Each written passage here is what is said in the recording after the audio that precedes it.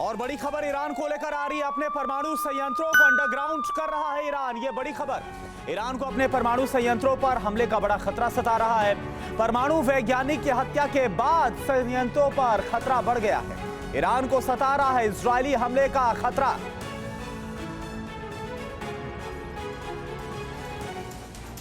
और सरकार से मिले लिखित प्रस्ताव को किसानों ने खारिज कर दिया है। किसानों ने 14 दिसंबर को एक बार फिर से भारत बंद की चेतावनी दी।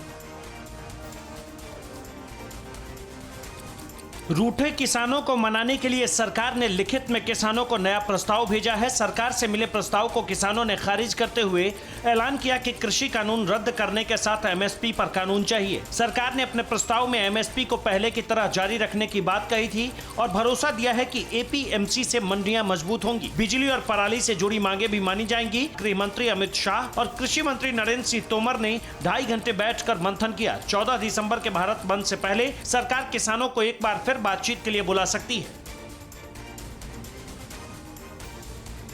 कृषि कानून के खिलाफ दिल्ली हरियाणा बॉर्डर पर बीते 15 दिनों से हुंकार भर रहे किसान कृषि कानून रद्द करवाने की जिद पर अड़े हुए हैं। किसानों ने 14 दिसंबर को भारत बंद की अब चेतावनी दी है।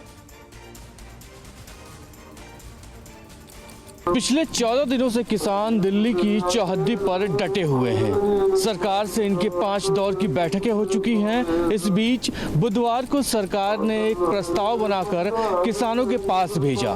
सरकार को उम्मीद थी कि शायद इस प्रस्ताव के बाद किसान वापस लौट जाएंगे, लेकिन किसानों ने जब प्रस्ताव को पढ़ा तो उसमें सरकार ने संशोधन की बात की थी, जिसके बाद किसानों ने एक सिरे से प्रस्ताव को खारिज करते हुए कहा कि उन्हें बिल वापसी से कम कुछ भी नहीं चलेगा। और नए कृषि कानून के खिलाफ बीते 15 दिनों से डटे किसान तीनों कृषि कानून को रद्द करवाने की जिद पर अड़े हुए हैं। 14 दिसंबर को भारत बंद का ऐलान करने वाले किसान दिल्ली का हुक्का पानी बंद करने की धमकी दे रहे हैं।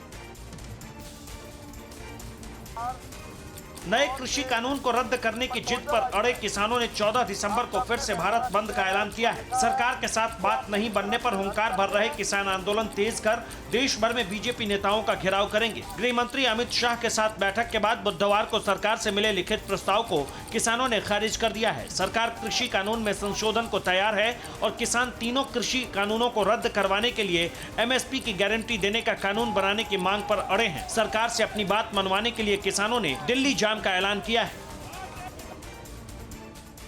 और वहीं प्रधानमंत्री नरेंद्र मोदी आज दोपहर 1 बजे भूमि पूजन करके नए संसद भवन की आधारशिला को रखेंगे। आपको बता दें, कुल मिलाकर 971 करोड़ की लागत से नए संसद भवन को तैयार किया जा रहा है और साल 2022 तक ये तैयार हो जाएगा। प्रधानमंत्री नरेंद्र मोदी आज लोकतंत्र के सबसे बड़े मंदिर नए संसद भवन का शिलान्यास करेंगे। वर्तमान संसद भवन के पास बनने वाली नई पार्लियामेंट का दोपहर 1 बजे पीएम मोदी भूमि पूजन कर निर्माण की आधारशिला रखेंगे। 971 करोड़ रुपए की लागत से बन रहा नया संसद भवन 4 मंजिला होगा। कुल 64,500 वर्ग मीटर क्षेत्र में संसद भवन का निर्माण होगा। पुराने संसद भवन से 17,000 वर्ग मीटर बड़ा होगा। लोकसभा में 888 और राज्यसभा में 384 सांसदों के लिए जगह होगी। अगले 100 साल की जरूरतों का पूरा ख्याल रखा गया है।